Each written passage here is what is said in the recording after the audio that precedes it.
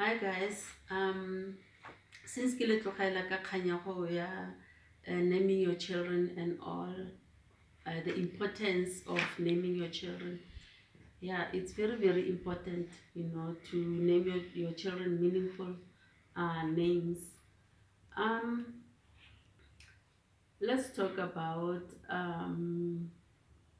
the time I was still at my house, at my home when I was little, just before I got married and everything, what happened and all that. It was just an incident of, being the black sheep of the family, which is so, so not nice. And everything that happens that goes wrong, obviously, automatically, kwena, o editseng dilo tseo, o kile wa bona. And being the person that I am, it was not always o thole gore ke etsa dilo tse di wrong ko ntlong, because I knew my position for it. I was not, favored. I was not loved, like lebitso la ka le tjho le re ga a ratwe, not loved. I knew gore, I get a deal and everything going through. But it didn't bother me that much because I didn't understand any of those things. I didn't take them to heart the way I do now. Because by that time I was just a child. I didn't know. I didn't know better. I didn't know anything. And I didn't know how to love. I didn't know what love was, and everything. But by the time I thought I found love, like, meeting my ex-husband and everything, who is, by the way, is deceased. It's almost like 2 years now. He's been deceased, yeah. And by that time, he was married and everything. Because of, it was the first time I was being told, "Garatiwa, I love you." So, it takes me back to the fact of, little girls will be looking, if they don't find love at home, they'll look for love, in the wrong places. Why I say wrong places? Because he was married. It was a very very dangerous state for me to put myself on, but I did it anyway because I was told I was loved and everything.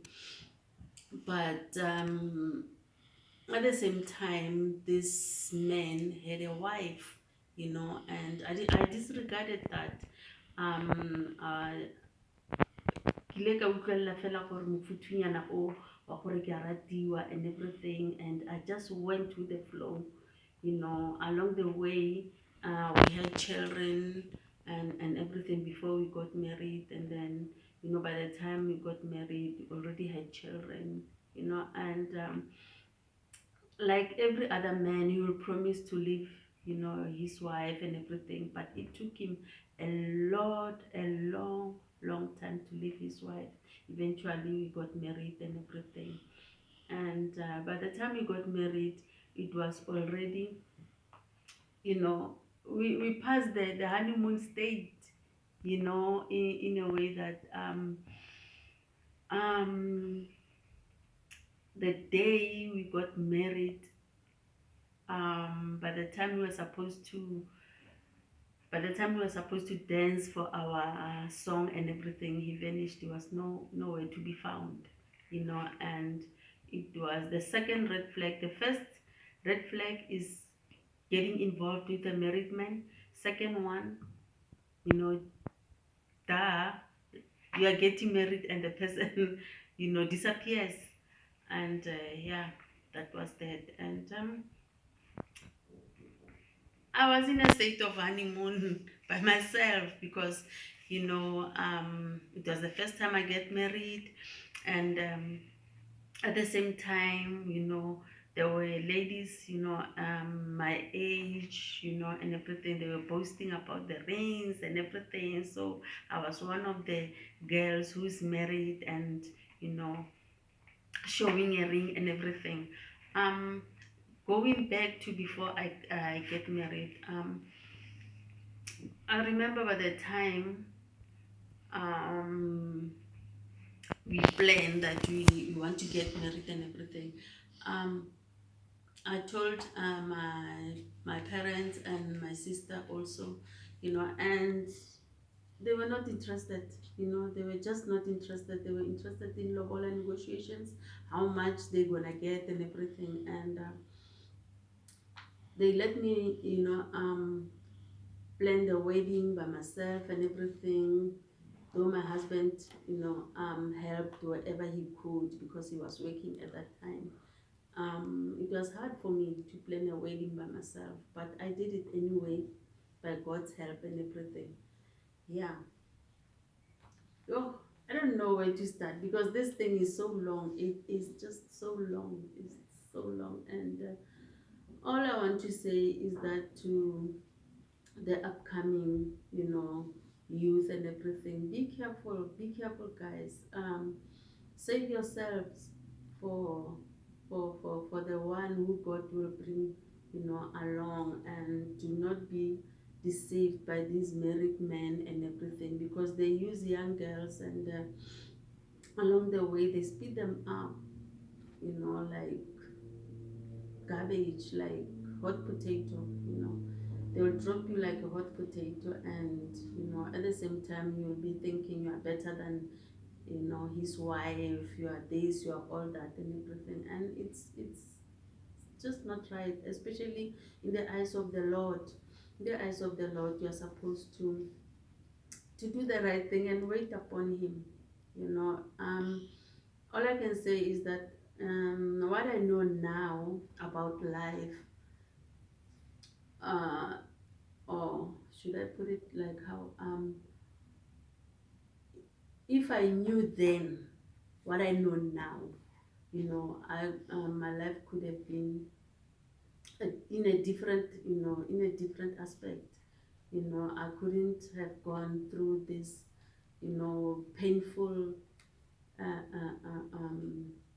things that I went through. I went through very, very, very difficult times, during my marriage and everything. My husband, he was a humanizer, and I didn't see that. And also, he was an abuser. You see, when you grow in a house where you are not being shown love, you'll define love, you know even in the wrong places you'll see love, even in the wrong places, like like um how can I put this, my husband was a controlling freak.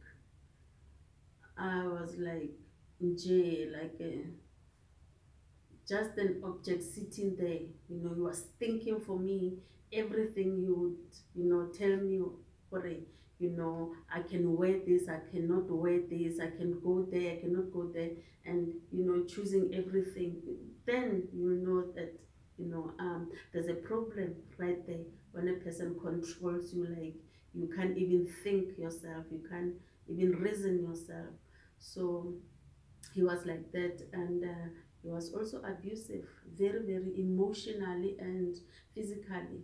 you know um I remember the first time, when he left me with three children, and the other one was my number three junior, and he was still small, few months, something like almost 6 or 9 months along the way, and he would just vanish and leave us, just like that, not having electricity or food, or even, you know, diapers for the baby. It was so hard. It was so hard.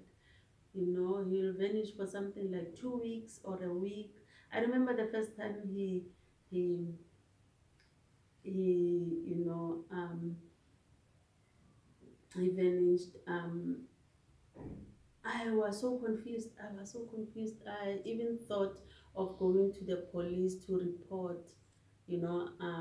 Yes, I did, but they said to me that it was something like a day, something like 2 days. And then they said, no, that's not enough. I wanted to go to the mosques and everything. I phoned the relatives. I was so confused. And yeah, the whew, just stop it.